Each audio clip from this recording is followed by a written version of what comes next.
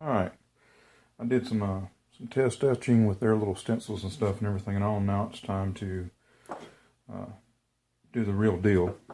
So I'm going to etch these two blades that I've forged out. Got them really close there. I mean,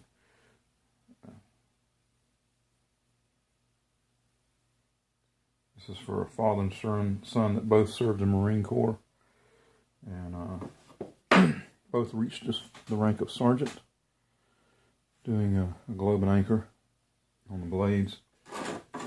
Then I'll actually do antler handles and carve in the flag raising at Iwo Jima.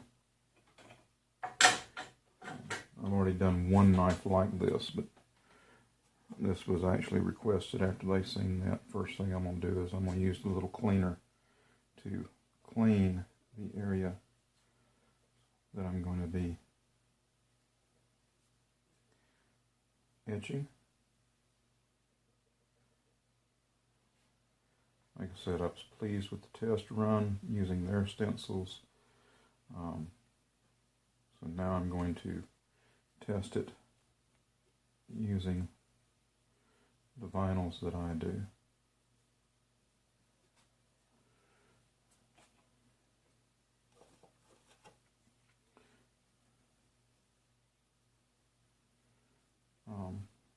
I tested on a piece of 15N20 1080, which is actually what the vast majority of my knives are forged from, is 1080. And I use the 15N20 sometimes when I'm doing a laminate. So we'll go from there. Now, here's the deal. I've got some solution on here.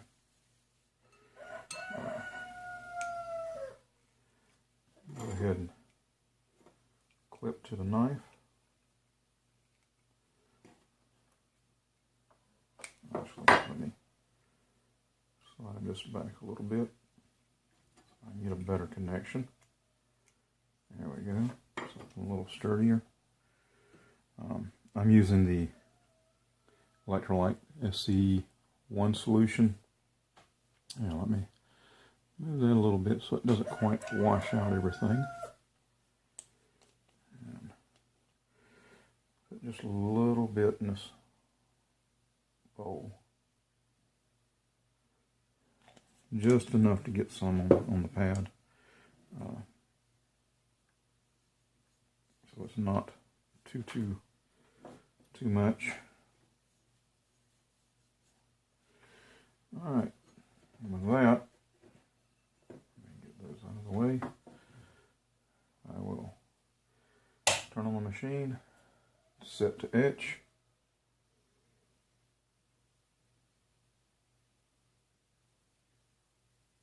You can actually hear the reaction.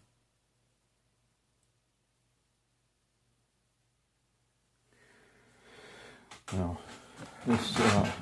these need to do, calls for between minute and a half. So, we'll be back after that. Alright, here it goes. The unveiling. Unmasking. And something other. So we can actually see the results.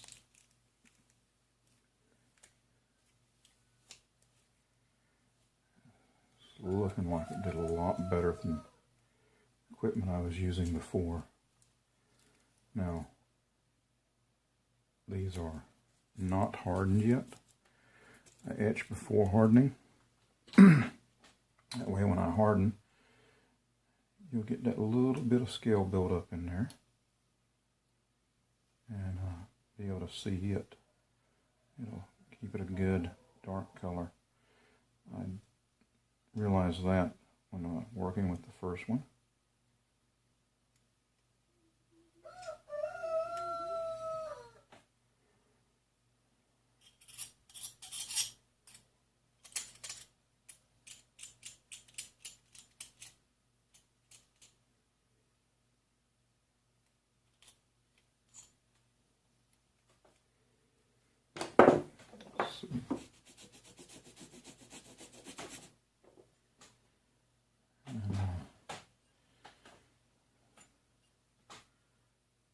There you go. Nice, good. Oh yeah, real good deep etch. Very, very pleased. I'll actually be putting a link down in the description. For those interested in, I got this from Jant's Knife Making Supplies. And it's called the Personalizer. And it's made in the USA by Electrochem Etch Incorporated. They're located in Brea, California. Yeah, I'll etch the other one, harden these, get them cleaned up, tempered and everything, put the final edge on them. And then the handles and all will actually be, and as well as this, will be part of the second part of the USMC theme knife video that's going on my Patreon channel. So this will be the only part that you'll see here on the regular YouTube channel is the etching of this one blade, but I'm very, very pleased with the results. The machine was, after shipping all, it was just over $207, so basically $208. And extremely, extremely pleased with the quality of etch. Good, deep etch. And took a minute and a half, maybe a little bit longer, because I was doing, I did this one and I came over here and did this one. And kind of alternate a little bit, but yes, very, very pleased with the quality. So, all right, you have a blessed day. And let's see, I'll actually have some forge work coming up in videos, hopefully later this week, that I'll be able to get uploaded. But, I'll see you then. You have a blessed one. Bye. I'm just going to take this, one of the knife blanks that I etched, and go ahead and get it in here and get it ready to harden.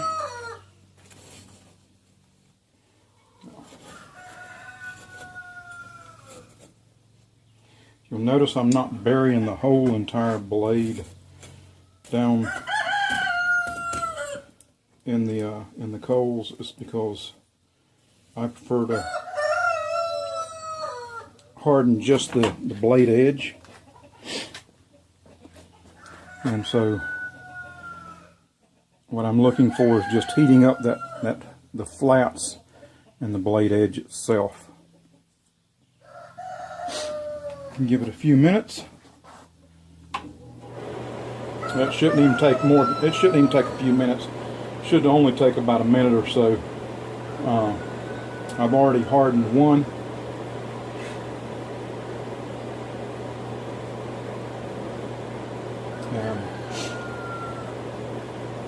And then I'll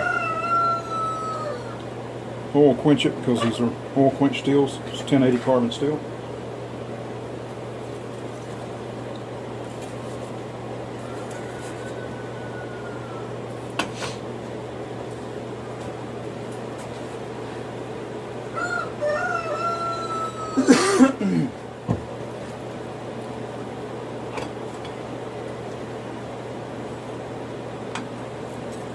Here's the one that I already hardened. As you can see, there's a distinct difference, even in colorations and stuff, which leaves the spine, even in the colorations, you can see the difference. Leaves the spine softer, so it'll actually withstand more shock.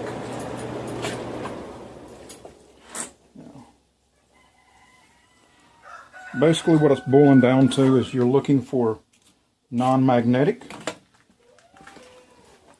And then I quench just the cutting edges. I don't do the entire spine. See there? And then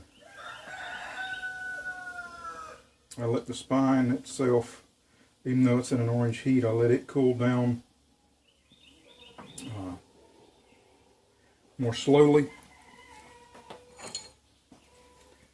File check, so you can hear how it skates across there.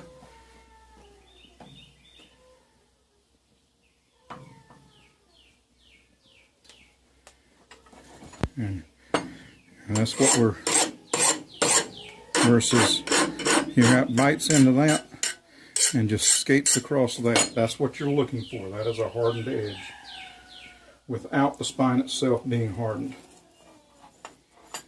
Now, I'll let those cool and then I will work on getting them tempered and starting to put the bone handle, the antler handle scales, and then I'll start on the carving. And once I've got the scales shaped and all, I'll actually be back for the carving. All right, and I'll show you that later on.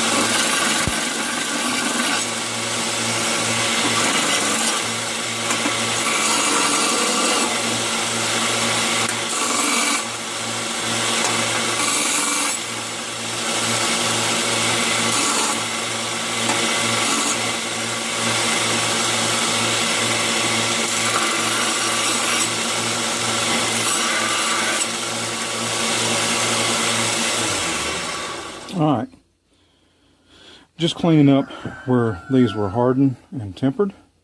As you can see, the etch turned out nice. If I can get it where the reflection's not blotting it out. There's that one. There's the other.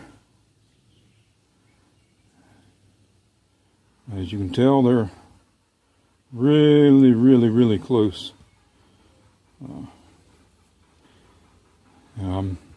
These aren't cookie cutter machined out. These are hand forged. But they're a pretty good match. They're probably within about a 1/16 or so of each other all the way around.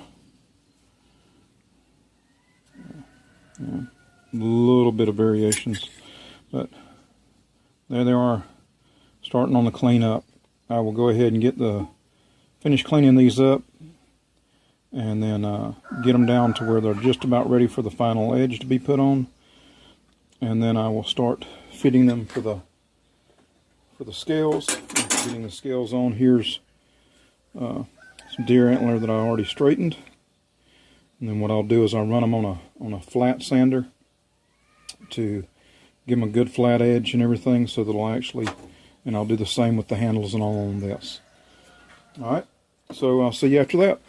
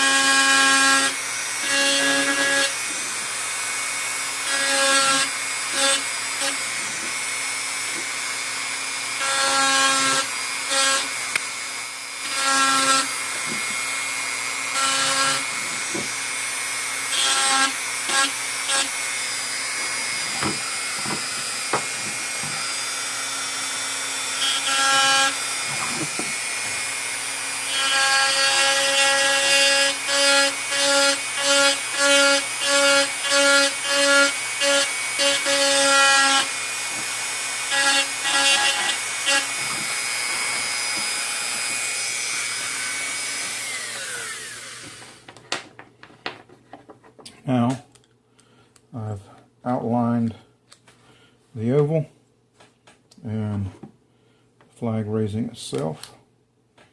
I'm going to go in, put a little bit of detail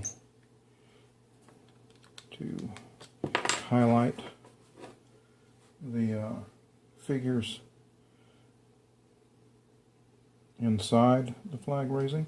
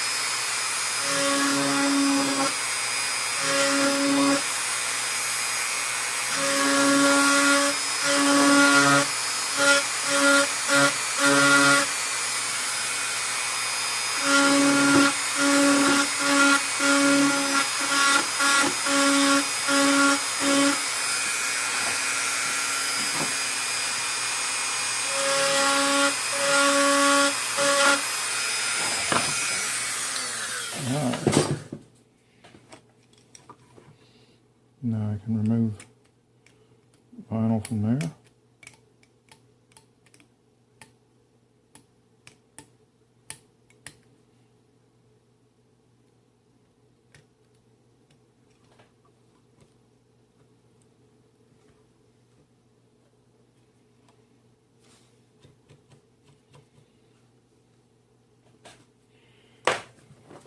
Go ahead and swinch out so I can do the dimpling.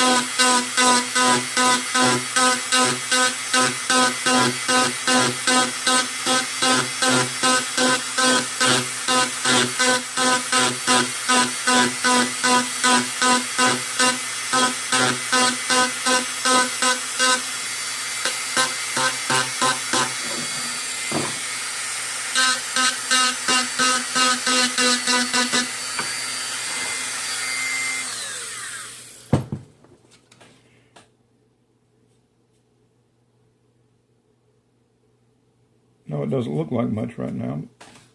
Give it just a minute.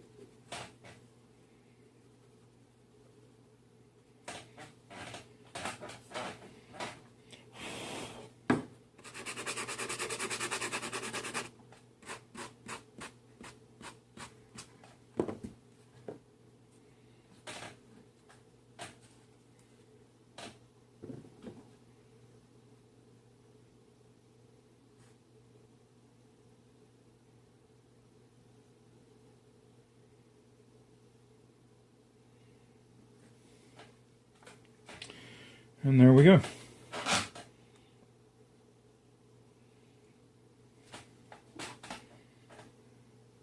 Go ahead and peel the oval off. Now, of course, depending on variance in antler, bone, wood, whatever you're using, results will vary just a little bit, but where this one got down into some of the marrow, as you can see, they are very, very close. And I'll clean the finishes back up on the blade, put the final edge on, and pin these, and then seal them with tung oil. And then it'll be on to making matching sheaths. But only showed me doing one throughout the process. Figured there was no need, to duplicate. I eat up a lot of time on the video, like my rambling. But as you can see, they are really, really close. I mean, within maybe a 1/16 of an inch.